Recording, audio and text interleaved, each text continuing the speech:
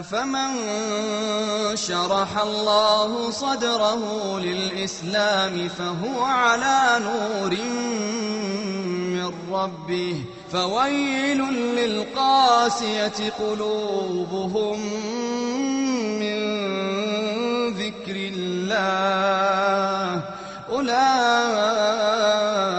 في ضلال مبين.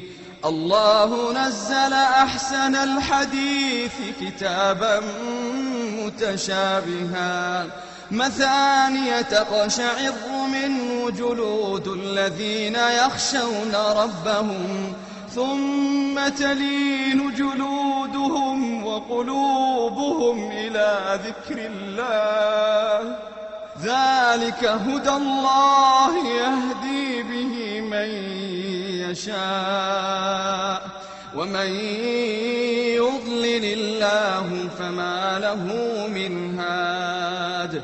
أفمن يتقي بوجهه سوء